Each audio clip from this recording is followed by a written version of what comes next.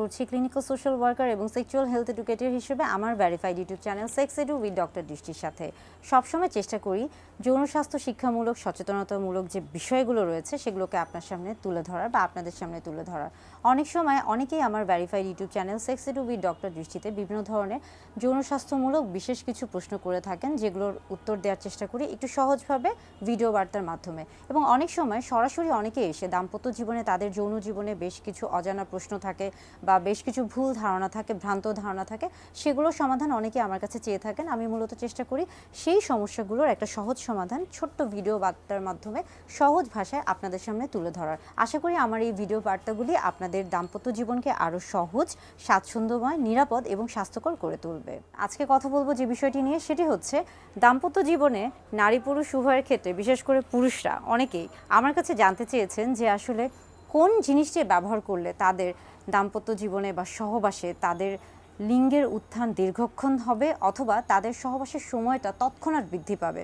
অর্থাৎ অনেকেই জানতে চান বা বেশিরভাগ পুরুষই এই জিনিসটা নিয়ে অনেক বেশি বিচলিত থাকেন বা অনেক বেশি আগ্রহ প্রকাশ করে থাকেন যে আসলে এমন কোনো কিছু কি আছে যে যেই জিনিসটা ব্যবহার করলে বা যেই জিনিসটা গ্রহণ করলে তার সহবাসের যে সময়টা রয়েছে সেটা তৎক্ষণাৎ দীর্ঘক্ষণ হয়ে যাবে বা বেড়ে যাবে বা একটা লম্বা সময় ধরে তিনি সহবাস করতে পারবেন, অর্থাৎ তার সেক্সুয়াল পারফরমেন্সটা ভালো হবে।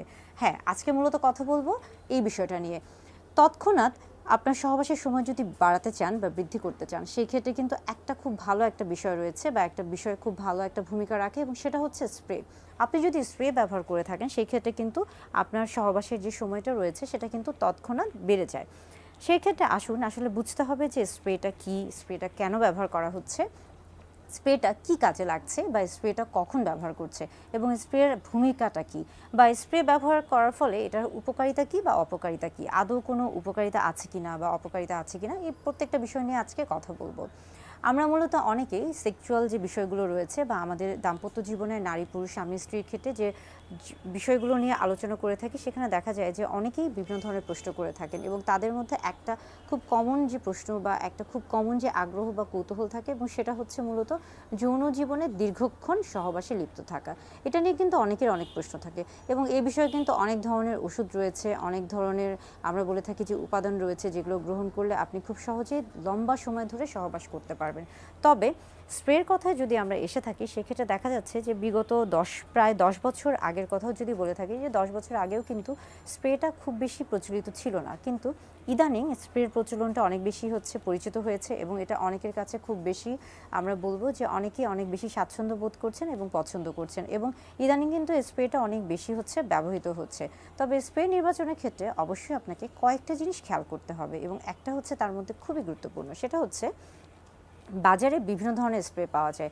আপনি কোন স্প্রেটি ব্যবহার করছেন এবং সেটা আপনার শরীরের জন্য উপযোগী কিনা, কিংবা সেটা আপনার শরীরে কোনো ক্ষতিকর প্রভাব ফেলছে কিনা, সেটা অবশ্যই জানার জন্য একজন চিকিৎসকের পরামর্শ নেবেন। কারণ বাজারে যে ধরনের স্প্রেগুলো রয়েছে সেখানে কিন্তু বিভিন্ন ধরনের উপাদান থাকে। মূলত আমরা বলে থাকি যে স্প্রের ক্ষেত্রে বর্তমানে যে উপাদানটা ব্যবহার করা হয়ে থাকে এবং সেটা হচ্ছে লিডোকেইন। লিডোকেইন আসলে হচ্ছে স্প্রেকে দেখা যাচ্ছে যে আপনার এই যে সহবাসের যে সময়টা রয়েছে এটাকে দীর্ঘক্ষণ বাড়িয়ে তোলে। এবং আরেকটা গুরুত্বপূর্ণ বিষয় হচ্ছে যে আপনি যখন স্প্রে নির্বাচন করছেন সেই ক্ষেত্রে খেয়াল করতে হবে যে বিগত কয়েক বছর আগে যে স্প্রেগুলো প্রচলিত ছিল, অনেক সময় দেখা যেত যে সেগুলোর ক্ষেত্রে বিভিন্ন রকমের অনেকের একটা হচ্ছে অনীহা কাজ করতো বা একটা হচ্ছে অস্বস্তি কাজ করতো, কিন্তু আস্তে আস্তে কিন্তু সময়ের যে চাহিদার কারণে এই স্প্রেগুলোর উপাদানগুলোকে পরিবর্তন করা হয়েছে, এগুলোর মানগুলোকেও কিন্তু উন্নত করা হয়েছে, অর্থাৎ এগুলোর গুণগত মান বৃদ্ধি পেয়েছে। স্প্রে নির্বাচনের ক্ষেত্রে আপনাকে কয়েকটা বিষয় অবশ্যই মাথায় রাখতে হবে। একটা হচ্ছে যে আপনি যে স্প্রেটি কিনছেন সেটা সহজলভ্য কিনা, এবং সেটা হচ্ছে সহজে সব জায়গায় পাওয়া যাচ্ছে কিনা, এবং সেটার সঠিক উপাদান সেখানে আছে কিনা, কিংবা সেটা আপনার জন্য সঠিক কিনা, এবং এটা আসলে আপনার যে সময়টা রয়েছে, তৎক্ষণাৎ যে সময়টা রয়েছে সেটাকে সঠিকভাবে এটা দীর্ঘায়িত করছে কিনা, এই প্রত্যেকটা বিষয় কিন্তু আপনাকে অবশ্যই মাথায় রাখতে হবে।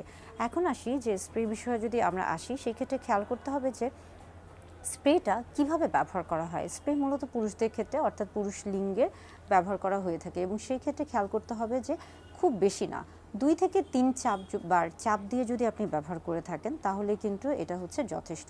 এবং স্প্রে ব্যবহারের ক্ষেত্রে সবসময় খেয়াল করবেন যে স্প্রে কখনোই কিন্তু উপর থেকে দেওয়া যাবে না, এটা নিচ থেকে দিতে হয়, এবং এটা কিন্তু একদম হচ্ছে ভিতরে দেওয়া যাবে না, এটা বাহিরে দিতে হবে। এবং আমরা সবসময় বলে থাকি যে স্প্রে ব্যবহারের ক্ষেত্রে এই প্রত্যেকটা জিনিস কিন্তু খেয়াল করতে হবে।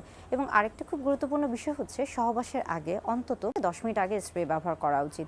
এবং আপনারা কিন্তু স্প্রে ব্যবহার করে কন্ডোম ব্যবহার করতে পারেন, অর্থাৎ স্প্রে ব্যবহার করে কন্ডোম ব্যবহার করা যায়। অনেকে প্রশ্ন করে থাকেন যে স্প্রে ব্যবহার করে তিনি ওরাল সেক্স করতে পারবেন কিনা। সেই ক্ষেত্রে বলে থাকবো যে স্প্রে দেওয়ার পরে অবশ্যই আপনাকে অপেক্ষা করতে হবে স্প্রেটা যেন আপনি যেই স্থানে, অর্থাৎ পুরুষলিঙ্গের যেই স্থানে বা যেই অংশে, চামড়া বা ত্বকের যে অংশে আপনি স্প্রেটা দিচ্ছেন সেই জায়গাটা শুকিয়ে যাচ্ছে কিনা, না শুকানো পর্যন্ত সেটা অপেক্ষা করুন। এবং তারপরে আপনি সেখানে কন্ডোম পরিধান করুন, কিংবা তারপরে আপনি ওরাল সেক্স করতে পারেন। সেই ক্ষেত্রে অবশ্যই আপনাকে না শুকানো পর্যন্ত অপেক্ষা করতে হবে, অর্থাৎ যতক্ষণ পর্যন্ত না জায়গাটা শুকাচ্ছে ততক্ষণ পর্যন্ত অপেক্ষা করতে হবে। স্প্রেটা যদি ভেজা ভেজা থাকে, আপনার চামড়া বা ত্বকটা যদি ভেজা থাকে, অর্থাৎ পুরুষলিঙ্গ বা পেনিস যদি স্প্রে করার ফলে সেখানে যদি ভেজা থাকে, তাহলে কিন্তু ততক্ষণ পর্যন্ত সহবাস করা যাবে না বা ওরাল সেক্স করা যাবে না, বা কন্ডোমটাও কিন্তু তখন পরা উচিত হবে না। অর্থাৎ স্প্রে কিন্তু আপনার এই যে সহবাসের যে সময়টা রয়েছে সেটাকে তৎক্ষণাৎ দীর্ঘায়িত করবে। স্প্রে নিয়ে অনেকের মধ্যে অনেক ধরনের ভুল ধারণা রয়েছে। অনেকে মনে করে থাকেন যে স্প্রে যদি ব্যবহার করা হয়ে থাকে তাহলে এটা হয়তো বা দীর্ঘক্ষণ, মানে তিনি 1 দিন 2 দিন 3 দিন পর্যন্ত দীর্ঘক্ষণ সহবাস করতে পারবেন বা টানা সহবাস করতে পারবেন। আবার অনেকে মনে করে থাকেন যে স্প্রে তিনি যেই জায়গায় দিচ্ছেন বা চাপ দিচ্ছেন সেই জায়গাটা হয়তো বা তার নিস্তেজ হয়ে যাবে। এই যে একটা ভ্রান্ত ধারণা, এই ধারণাগুলো থেকে বের হয়ে আসতে হবে।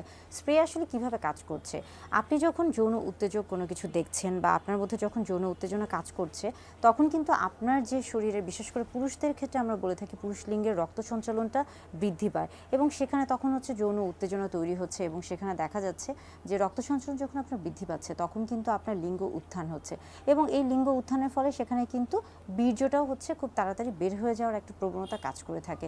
এই যে বীর্যটা যেন তাড়াতাড়ি বের না হয় বা এই বীর্যটা যেন তাড়াতাড়ি বের হতে না পারে, সেই জন্য কিন্তু সেখানে স্প্রে দেওয়া হয়ে থাকে।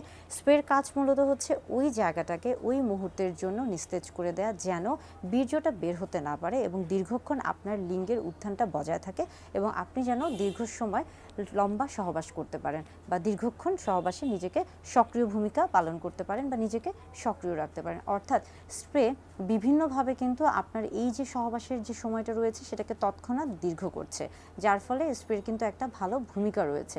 তবে স্প্রে নির্বাচনের ক্ষেত্রে আবারও বলছি যে আপনার জন্য কোন স্প্রেটি আসলে সঠিক বা স্প্রেটা আপনি যেটা ব্যবহার করছেন সেটা সঠিক কিনা বা কোনটা ব্যবহার করা উচিত, সেটার ক্ষেত্রে কিন্তু অবশ্যই একজন চিকিৎসকের পরামর্শ নেবেন। তবে স্প্রে নির্বাচনের ক্ষেত্রে আবারও বলছি যে আপনার জন্য কোন স্প্রেটি আসলে সঠিক বা স্প্রেটা আপনি যেটা ব্যবহার করছেন সেটা সঠিক কিনা বা কোনটা ব্যবহার করা উচিত, সেটার ক্ষেত্রে কিন্তু অবশ্যই একজন চিকিৎসকের পরামর্শ